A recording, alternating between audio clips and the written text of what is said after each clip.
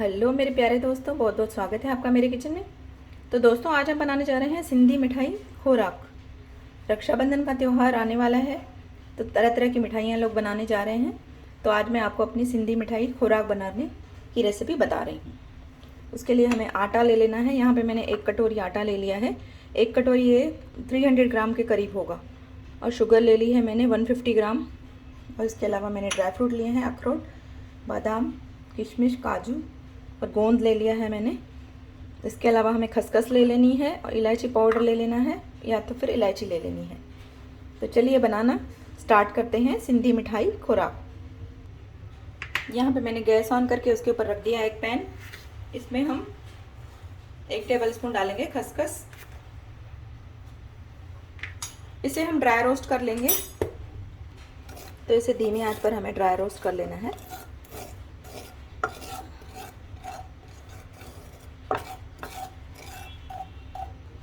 तो खसखस हमारी हो चुकी है ड्राई रोस्ट। अब इसे निकाल लेते हैं।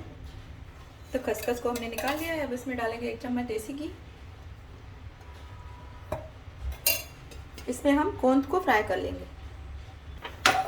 इसमें डाल देंगे गोंद, इसे भी फ्राई कर लेंगे। गोंद भी हमारा अच्छे से फूल चुका है। ये देखिए, इसे लो फ्लेम पर इस तरह से घुमाते रहना है ताकि ये अच्छे से फूल जाए। तो ये देखिए, ये अच्छे से फूल गया है। अब इसे एक बर्तन में निकाल के रख लेना है, और जब ये ठंडा हो जाएगा तो इसे पीस लेंगे मिक्सर में। तो चलिए इसे भी निकाल लेती हूँ। तो गोंद को भी हमने निकाल। अब पैन में डालेंगे 1 चम्मच तेल, और ये जो हमने ड्राई फ्रूट्स लिए थे इन्हें मैंने छोटे छोटे पीसेस में कट कर लिया है। इन्हें भी हम ड्राई रोस्ट कर लेंगे। हल्का सा भून लेते हैं, बाद में भी इन्हें हम भूनेंगे आटे के साथ, पर थोड़ा सा इन्हें हम भून लेते हैं अभी। तो ड्राई फ्रूट को भी मैंने 1 मिनट तक भून लिया है। अब इन्हें निकाल लेते हैं। इनको हम बाद में आटे के साथ भी भूनेंगे। तो इन्हें भी प्लेट पे निकाल लेते हैं। अब इसमें डालेंगे हम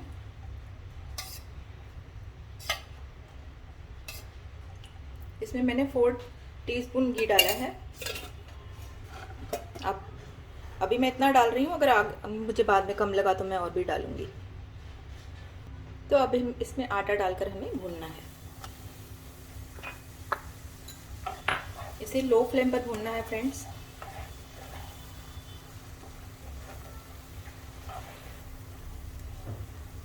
इस तरह से घुमाते हुए इसे आगे पीछे।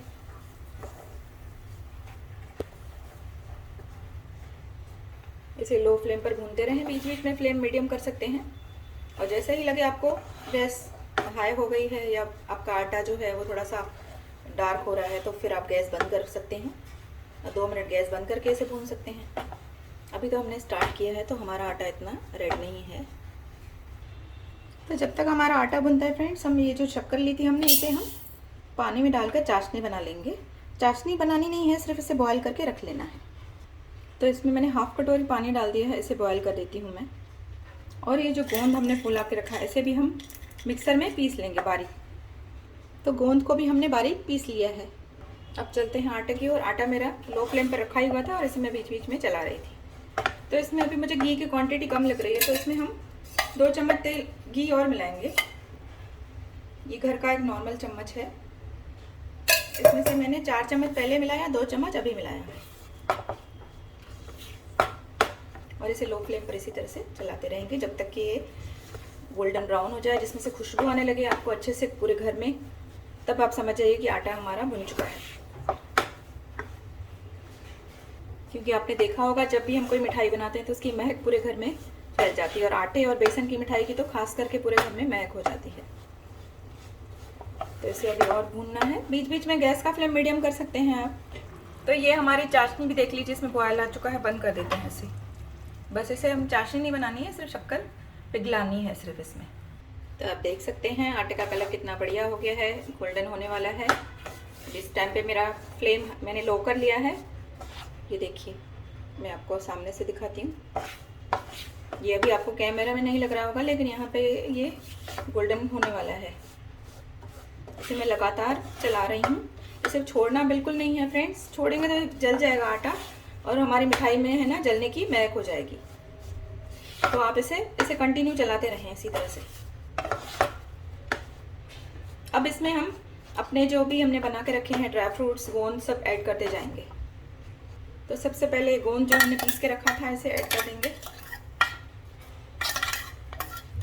मैं थोड़ी सी मिठाई बना रही हूँ, अगर आप ज़्यादा क्वांटिटी की बना रहे हैं तो आप इसमें ज़्यादा चीज़ें ले सकते हैं उस हिसाब से। उनको मैंने मिक्स कर लिया है। हमारी ये जो गैस, ये हमारा काफ़ी गर्म हो चुका था जो बर्तन था, इसलिए मैंने इस गैस को थोड़ी देर बंद कर दिया है।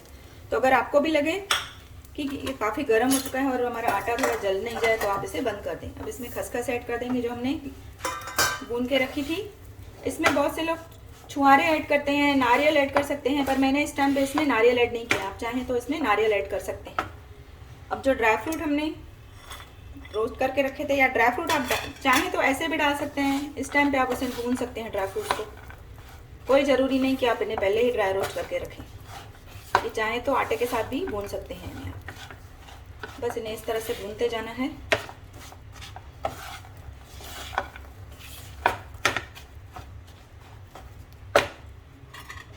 इलायची पाउडर ऐड कर देंगे। आज मैं इलायची पाउडर ऐड कर रही हूँ।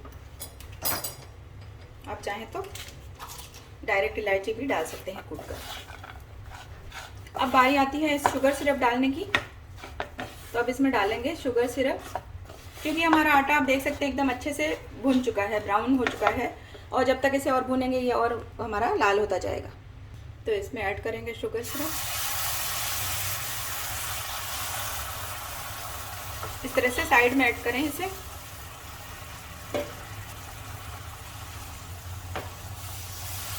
और इसे अब मिक्स कर लें।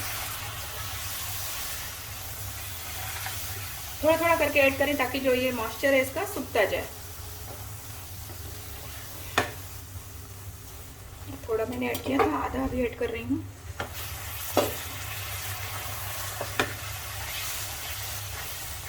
और इसे गैस का फ्लेम उस टाइम पे हाई कर दें। तो सिरप में हमने ऐड कर दिया है और इसे वापस से भूनते जा रहे हैं। ये देखिए अभी मैंने गैस का फ्लेम वापस लो कर दिया है, जब तक कि ये पूरा ड्राई ना हो जाए और इसमें से ऑयल निकलने ना लगे। अगर आपको ऑयल कम लगे तो ये टाइम पे भी ऑयल डाल सकते हो, घी डाल सकते हो। तो जब तक हमारी मिठाई बन रही है, एक थाली को या एक प्लेट को आपको ग्रीस करके रख लेना है। जिसमें भी आप मिठाई निकालने वाले हो उसे आप थोड़ा सा तेल या घी से ग्रीस करके रख लें। तो ये देखिए मिठाई हमारी तैयार हो चुकी है। इसमें ड्राई फ्रूट मैंने थोड़े बड़े करके डाले हैं, आप चाहें तो इसमें थोड़े से पीस कर डाल सकते हैं, छोटे छोटे करके डाल सकते हैं।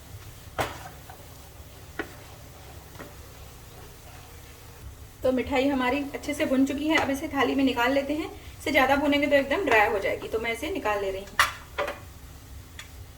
तो इसे मैंने घी लगी थाली में निकाल लिया है, ये देखिए। अब इसे इस तरह से किसी भी चम्मच को ले लीजिए, या जिससे भी आप कोई प्लेन चीज़ हो उससे इस तरह से इसे फ्लैट कर लीजिए।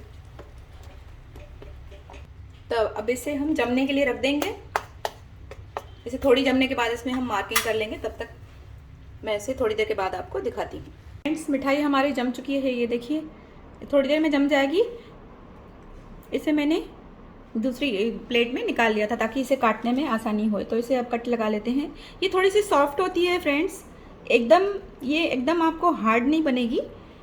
अगर आप इसे ज़्यादा भून लेंगे तो फिर ये एकदम हार्ड हो जाएगी। तो आप इसे थोड़ा सा नरम ही इसे मतलब रखें और इसे निकाल लें। इसमें मैंने ऊपर से ड्राई फ्रूट नहीं डालें क्योंकि इसमें ऑलरेडी ज़्यादा ही ड्राई फ्रूट है। तो मैं इसे सीधे सिंपल ही पीसेस बना रही हूँ। आप अपने मनपसंद शेप में इसे कट करें। तो आप देख सकते हैं कितनी बढ़िया, कितनी सॉफ्ट लग रही है आपको देखने में ही। और इसका ये जो घी है ये निकलता है, अगर आप इसे टेढ़ा करके रख देंगे तो ये घी जो पूरा है वो निकल जाएगा। तो ये देखिए मैंने एक पीस निकाल लिया है, आप देख सकते हैं ये कितनी सॉफ्ट बनी है। और अभी ये इतनी सॉफ्ट ही है क्योंकि अभी ये अच्छी तरह से जमी नहीं है, तो इसे जमने में थोड़ा सा टाइम लगेगा। मैंने इसे आपको आधे घंटे के अंदर दिखाया है, तो ये इस तरह से जम चुकी है। तो आइए इसे सर्व करके दिखाती हूँ मैं आपको। तो फ्रेंड्स इसे मैंने प्लेट में सर्व कर लिया है, आप देख सकते हैं। देखिए कितनी बढ़िया बनी है।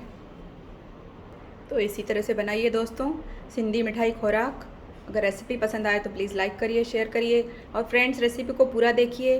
मैं जानती हूँ कि मेरी ये वीडियो में एडिटिंग नहीं है, फिर भी आप उसे प्लीज़ पूरा देखिए और मुझे बताइए कि इसमें क्या क्या मैं चेंज करूँ, तो मैं उस हिसाब से चेंज करूँगी। बाय फ्रेंड्स, टेक केयर, फिर मिलेंगे एक नई रेसिपी में।